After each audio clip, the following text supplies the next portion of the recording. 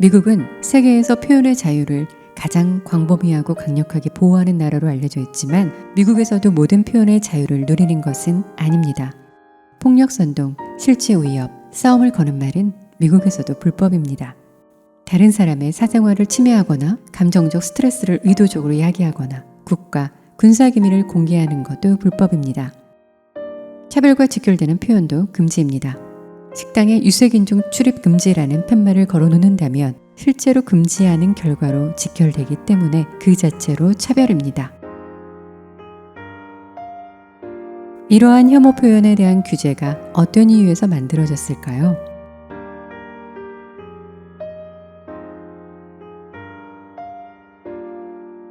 원래는 이제 제가 관심을 가졌던 건 인권 중에서도 이제 표현의 자유에 관한 문제 원래 좀 관심이 있었고 관련된 이제 활동도 하고 뭐 이런 학술 활동도 쭉 해왔었는데요.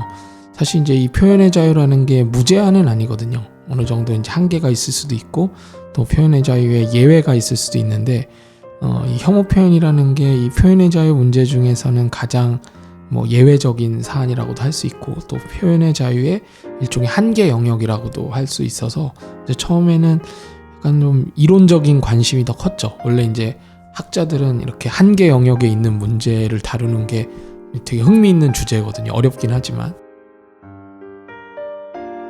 어떤 사안에 대한 정답 같은 거, 이거는 뭐 혐오 표현이냐, 이거는 뭐 이런 식으로 이제 물어보시는 경우가 많거든요. 근데 전체적인 맥락을 충분히 보지 않고서는 사실은 뭐 판단하는 게 쉽지도 않고요. 또 제가 무슨 감별사도 아닌데 제가 무슨 권위를 가지고 이게 뭐다라고 얘기할 수는 없는데 이제 자꾸 그런 거 물어보시는 좀 곤란할 때가 있기도 하고요.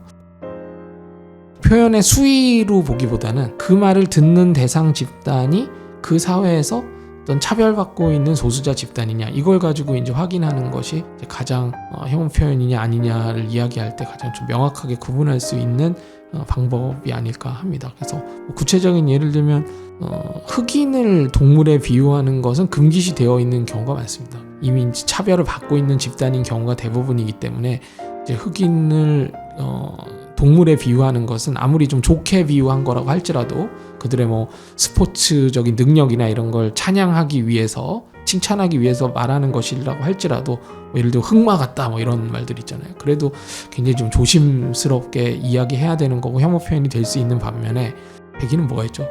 백곰이라든가 뭐 이렇게 비유하는 거는 약간 좀 듣는 사람 입장에서도 선의로 이해할 수 있는 요소들이 훨씬 많고, 아시아인들을 뭐 이렇게 원숭이나 뭐 이렇게 눈 찢어진 거 뭐 이런 식으로 이제 외모나 또 동물에 비유하는 그런 거는 또 대부분의 나라에서 금기시 되는 혐오 표현이다라고 할 수가 있겠고요. 그런 식으로 좀 저는 대상 집단이 그 사회에서 어떤 처지에 놓여 있는가에 따라서 이 혐오 표현을 구분하면 가장 손쉽게 이 부분을 구분할 수 있는 방법이 아닐까라고 생각을 합니다.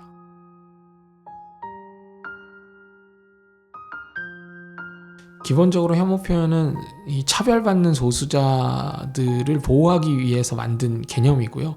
그들을 그 혐오 표현으로부터 자유롭게 하기 위한, 혐오 표현을 듣지 않아도 되는 그런 사회를 만들기 위해서 이제 혐오 표현이란 말이 나오게 됐다라고 할 수가 있는데요. 근데 이제 문제는 이 차별받는 소수자라는 게 뭐 법으로 딱 정해놓을 수 있는 것도 아니고요. 또 상황에 따라 계속 변동이 가능하거든요. 그래서 되게 오랫동안 차별을 받고 있던 그 소수자들 같은 경우에는 우리가 어느 정도 이들은 소수자다라고 이야기할 수 있겠지만 그들조차도 어떤 특정한 맥락에 놓이게 되면 오히려 이제 다수자로 변하는 그런 경우도 사실 있어서 또는 일반적으로는 당연히 다수자의 속성을 가지고 있는데 어떤 맥락에서는 또 이제 소수자의 지위를 갖는 그런 경우들도 있거든요. 그래서 이걸 뭐 일반적으로 이야기하기는 어려운 부분이 있습니다. 근데 그래도 어쨌든 원칙적으로는 이 소수자들에 대해서 그들의 지위를 더 악화시키거나 그들에 대한 차별과 편견을 더 조장하는 말들, 그리고 그들을 직접적으로 모욕하는 말들, 그들을 사회에서 더 배제시키는 말들, 이런 게 이제 혐오 표현이라고 할 수가 있겠고요. 강한 혐오 표현이 있고, 그러니까 표현 자체는 강도가 높진 않지만 그래도 더 큰 문제를 야기할 수 있는 이제 그런 유형의 혐오 표현들이 있는데요. 예를 들면 이제 가장 이제 보통 수위가 낮다라고 여겨지는 거는 어떤 인종이나 특정 속성을 가진 집단들에 대해서 되게 안 좋은 이미지를 이렇게 부각시키는 거 있잖아요. 뭐 예를 들면 뭐 여성들한테 뭐 이제 김치녀나 된장녀라고 부른다거나 아니면 특정한 인종이 게으르다, 또 범죄율이 높다, 또 머리가 나쁘다, 뭐 이런 식으로 이제 폄하하는 그런 말들 같은 것이 이제 대표적인 혐오 표현의 한 유형이고요.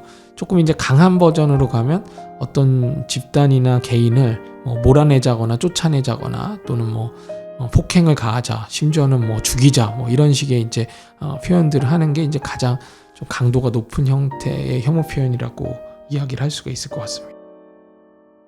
다시 의학적 또는 이제 사회심리학적 연구를 통해서 이 혐오 표현에 실제로 노출된 사람들이 어떤 피해를 입는지 이런 부분에 대해서는 여러 가지 이제 연구들이 진행되고 있습니다. 근데 되어 왔고요. 근데 이제 제가 좀 이 부분을 연구하면서 중요하게 봤던 부분은 그냥 단순히 그 정신적인 고통을 받는 것에 그치는 게 아니라 이제 이런 고통을 받았던 분들이 대개는 이제 직장이나 학교에서 쫓겨나거나 아니면 더 이상 본인의 스트레스로 인해서 더 이상 이 학교 못 다니겠다, 더 이상 이 직장에서 못 다니겠다 해서 스스로 이제 그 직장이나 학교를 나오게 된 경우들도 굉장히 많이 있거든요. 그래서 이제 사회생활을 실제로 못하게 하는, 그러니까 저는 이제 이걸 사회 참여권 이렇게 표현할 때도 있는데요.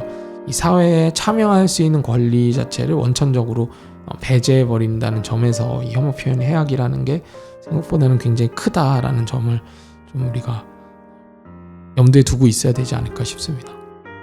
이제 최근에 좀 집중적인 타겟이 됐고 그래서 아주 노골적으로 혐오라는 게 이제 진행됐던 그런 표적 집단은 사실 이제 성소수자 집단이 이제 대표적인 집단이겠죠. 반대한다 어쩐다는 시위도 있고요. 노골적으로 그런 그 포스팅들이 인터넷에 계속 올라온다거나 이런 것들이 되게 조직적으로 이제 진행이 되고 있기 때문에 가장 이제 집중적인 타겟이 됐던 집단이 이제 성소수자 정도를 언급할 수 있을 것 같고요. 근데 이제 앞으로는 어떻게 될 거냐라는 점을 본다면은 저는 앞으로는 이제 이주자들에 대한 혐오가 결국에는 한국 사회의 가장 큰 문제가 되지 않을까라는 생각을 좀 하고 있습니다. 특히 이제 이주자 집단은 앞으로 더 늘어날 수밖에 없는 측면도 있고요.